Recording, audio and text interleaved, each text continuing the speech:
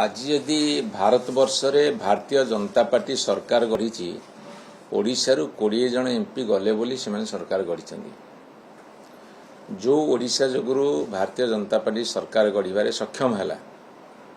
आज जिते सीट संख्या बढ़िबो बोली 16, 17, 18 रे स्पेशल सेशन बसुची पार्लियामेंट रो जोठी महिला संरक्षण बिल ता साथरे डिलिमिटेशन जो थे कि आपणकर 545 सीट को लेकिन 850 रे पहुंचे बोले निष्पत्ति कर हिसाब कला बेले देखा जाउछि जे बिहार रे जेतिकी सीट अच्छी तार अति 80% बढ़ुची, उत्तर प्रदेश जेतिकी अच्छी तार 75% बढ़ुची एवं ओडिशा भली केरल हो, तमिलनाडु हो, आंध्र हो, तेलंगाना हो, कर्नाटक हो, वेस्ट बेंगाल हो, पंजाब हो, ये सब राज्य गुड़ाक कमिबो ता सेतरे ओडिशा रे मध्य कमिबो।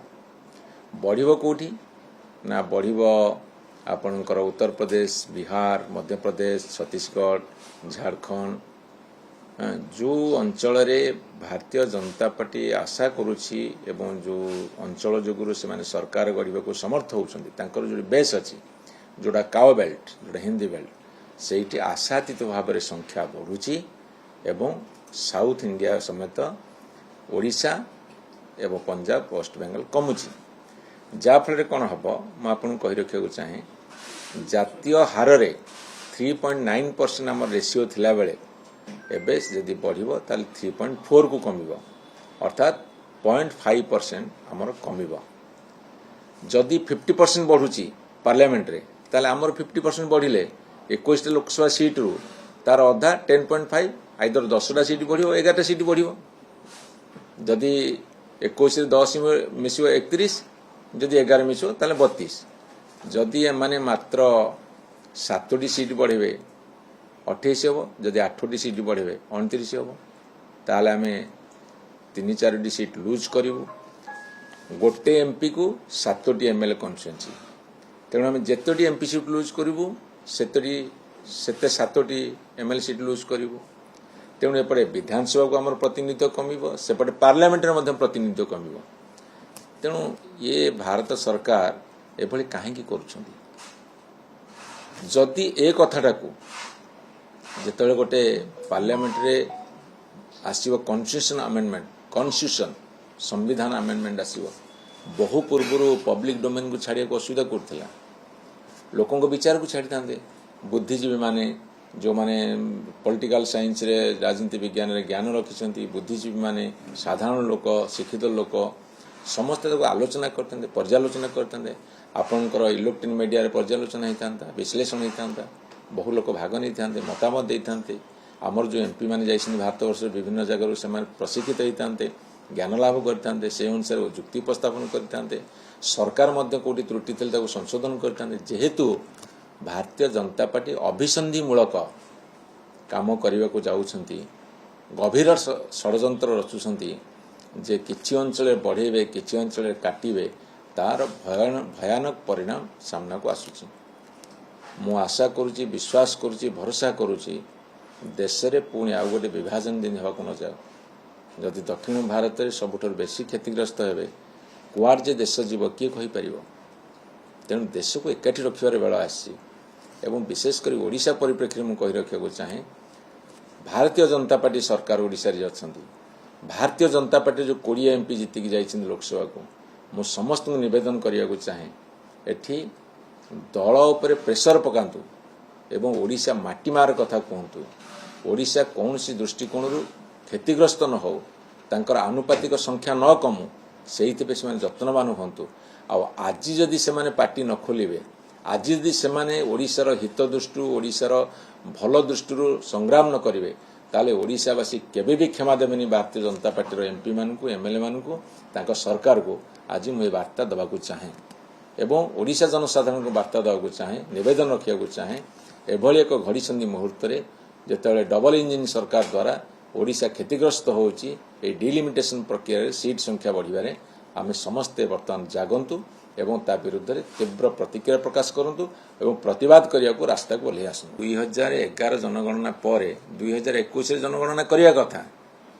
ଯଦି କରୋନା 2021 ମସିହାରେ ହେଲା 20 ମସିହାରେ ହେଲା ତାହେଲେ 22-23 ମସିହାରେ କରିପାରିଥାନ୍ତେ।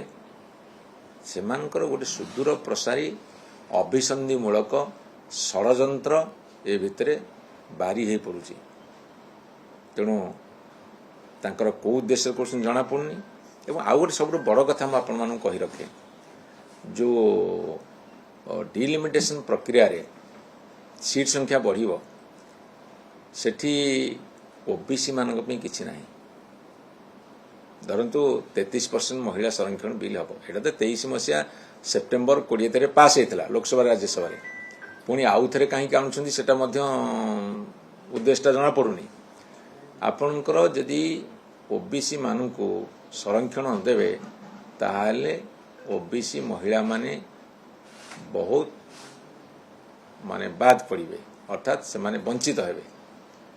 ଏବଂ SC ST ମହିଳାମାନଙ୍କୁ ତା ଭିତରେ ଦେଇପାରନ୍ତି 1/3, କିନ୍ତୁ ସବୁଠୁ କ୍ଷତିଗ୍ରସ୍ତ ଓବିସି ମହିଳା।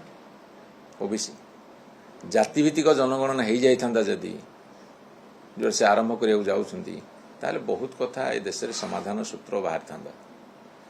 ସେମାନଙ୍କର ଇଣ୍ଟେନସନ୍ ଓବିସି କି ନ ଦେବା ପାଇଁ ଏଇଟା ସ୍ପଷ୍ଟ ଜଣାପଡ଼ୁଛି। 2011 ଜନଗଣନାକୁ ନେଇଛନ୍ତି। ଏବଂ ଦ୍ୱିତୀୟ କଥା, କ'ଣ ଯେ ଭାରତବର୍ଷରେ ହେବ ତାହା ଆକଳନ କରିବା ବର୍ତ୍ତମାନ ବହୁତ କଠିନ ବ୍ୟାପାର। ସତର୍କ ରୁହନ୍ତୁ ଭାରତୀୟ ଜନତା ପାର୍ଟି ସରକାର। ବିଜୁ ବାବୁଙ୍କ ତିରୋଧାନ ଦିବସକୁ ପ୍ରବାଦ ପୁରୁଷ ଦିବସ ଭାବରେ ପାଳନ କରୁଛନ୍ତି ବିଜୁ ଜନତା ଦଳ ତରଫରୁ। ଦୀର୍ଘ 25-26 ବର୍ଷ ଭିତରେ ଯେଉଁମାନେ କେବେ ବି ବିଜୁ ଜୟନ୍ତୀ ପାଳନ କରିନଥିଲେ କି ବିଜୁ ବାବୁଙ୍କର ତିରୋଧାନ ଦିବସ ପାଳନ କରିନଥିଲେ, ସେମାନେ ହଠାତ୍ କାହିଁ ତତ୍ପରତା ପ୍ରକାଶ କରୁଛନ୍ତି ଆଉ ଲିଗାସି କଥା କହୁଛନ୍ତି। ଲିଗାସିକୁ ନେଇକି ତ ନିର୍ବାଚନ ଲଢ଼ିଥିବେ ନା ଅନେକ ସମୟରେ ଯେଉଁ ବିଭିନ୍ନ ପର୍ଯ୍ୟାୟରେ ବିଭିନ୍ନ ସମୟରେ ନିର୍ବାଚନ ଲଢ଼ିଛନ୍ତି।